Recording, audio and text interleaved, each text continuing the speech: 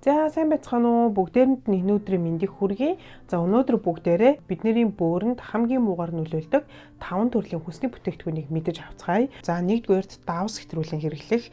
За бид нар давс хэтрхийг хэрэглэхээр бидний судасны даралт ихсэн гэсэн үг. Тэгэхээр энэ их даралттай цус маань бөөрийн түүдгэнцрийн тэр хялгсан судасанд очиж маш хүчтэй даралтыг үзүүлнэ гэсэн. Ингэснээрээ бөөрийн шүүх үйл ажиллагаа маань муудаад эхэлнэ гэсэн үг. За тэгэхээр энэ маань яг юу гэсэн үг вэ гэхээр бид нар байнгын давстай ол идээд давсыг маш ихээр хэрэглээд авах юм бол бидний цуснд натрийн агуулмж их болно. Өөрөөр хэлбэл одоо энгийн ухаанаар ярих юм бол бидний цус шорог болно гэсэн үг байна. Тиймээс бөөр маань энэ их давстай цусыг шүүхдээ өөрөөр хэлбэл тэр биед байгаа натрийг багасгахын тулд маш их хэмжээний ус хэрэглэдэг, маш их хэмжээний усыг эргэн шимэгдүүлдэг. Энгийнээр ойлгох юм бол одоо бид нар хитрхи шорог олон дээр ус хийж иддэг шүү дээ. Яг үүнтэй адилхан тэр шорог, тэр давс ихтэй цусыг давсыг багасгаж байна гэсэн үг байна шүү дээ. Энэ үйл явц маань өөрөө бөөрийг маш их ажилуулдаг. За мөн бөөр маань үүнтэй зэрэгцээд маш их ядардаг. За хоёрдугаарт махан төрлийн бүтээгдэхүүн байна. За хитрхи их махан бүтээгдэхүүн иддэг. За өөрөөр хэлбэл өдөр тутамдаа махал иддэг, махнаас өөрийн мэддэг хүмүүс гэж байдаг. Тэгэхээр энэ юу явагддаг вэ гэхээр мах гэдэг маань өөрөө маш их уурагдлаг хүнсний бүтээгдэхүүн. Бидний идж байгаа энэ уураг маань биед орж ирээд задардаг. Задарлын эцсийн бүтээгдэхүүн маань шээсний хүчил болон мочвин гэж байдаг. Энэ бодисууд маань бөөрөөр шүүгдээд шээсээр ялгарч идэг. Тэгэхээр бид нар дандаа мах идээд уураг байнга хэрэглээд ах юм бол уургийн задарлын энэ эцсийн бүтээгдэхүүн маань бөөрөнд ачаал өгöd байх нь байна шүү дээ. Мөн шээсний хүчил цуснд удаан өндөр байх юм бол тулаа гэдэг өвчин үүсдэг, та бүхэн мэдж байгаа. За бөөрийг гэмтээдэг 3 дахь хүнс нь юу вэ гэхээр кали агуулсан хүнсний бүтээгдэхүүнүүд байдаг. За кали гэдэг бол өөрөө натригийн эсрэг үйлчилгээтэй. За тэгэхээр би түрүүн бидний биед натрий ихээр ороод ирэхээр бидний цус давсчдаг. Маш энгийнээр ярих юм бол шорог болдог. Ингээд натрий ихсгээр бидний биед усыг их татдаг, усыг маш их эргэн шимэгдүүлдэг гэж хэлсэн. Харин эсвэргээрээ кали бидний биед их байх юм бол бидний биеэс усыг гадагшлуулдаг. За шээсээр бидний биеийн шингэний хөөгөө гаргадаг гэсэн үг. Тэгэхээр бидний биед кали их байх юм бол хаван байхгүй болох нь бие хөнгөрөөд одоо даралт буудаг ч юм уу, тийм ээ. Өөрөөр хэлбэл кали маань бидний биеийн ус шингэнийг шээсээр хөөгөөд гаргаж ийн гэсэн үг. За тэгэхээр та нар анзаарсан бол ихэнх эрүүл мэндийн бүтээгдэхүүнүүд биеэс шингэнийг гадагшлуулдаг энэ калигийн энэ чанарыг ашигласан байдаг. За мөн дээрээс нь ихэнх даралтны юм шээс хөөх үйлчилгээтэй байдаг. За энэ нь юу явагдаад байгаа юм бэ гэхээр бидний биеэс усыг хөөж гаргаж ийн гэсэн үг. Тэгэхээр эрүүл хүн, тийм ээ, ямар нэг байдлаар бөөрийн өвчнгүй эрүүл хүн бол кали агуулсан хүнсний бүтээгдэхүүн ихээр хэрэглэхэд тухайн кали маань бидний биеэс шингэнийг хөөгд гаргаж чинь бид нэр дээрээс нь шингэнээ нөхөд уугаад яваад байхад болдог.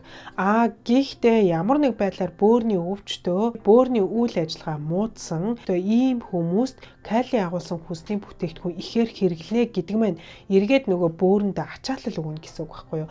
Өөрөөр хэлбэл бөөрийг маш ихээр ажилуулна гэсэн үг. Тэгэхээр бөөрөнд муугар нөлөөлдөг байна.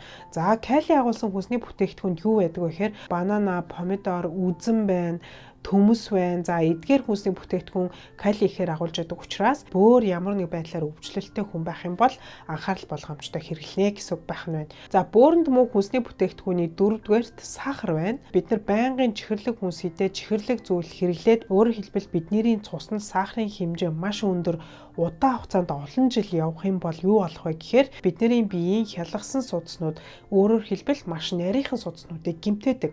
За би өмнө нь бөөрийн өвчлөлттэй холбоотой видео бичлэг оруулж ирсэн. Үүн дээр би бөөрийн үйл ажиллагааны хамгийн бага нэгж бөөрийн гол ажлыг гүйцэтгэж байдаг түүдгэнцэр гэж юмны талаар ярьсан байгаа. Энэ маань ямар бүтэцтэй байдаг вэ гэхээр маш нарийнхан хялгасан судаснуудын бөөгнөрл байдаг. За энэ маань бидний цуснаас тэр хортой бодисыг шүүж идэг. Тэгэхээр бидний цуснд сахар өндөр байгаад олон жил явна гэдэг чинь тэр хэмжээгээр энэ судсыг очиж бөглөнө гэсэн үг. Энэ судсанд ачаалал өгнө гэсэн үг.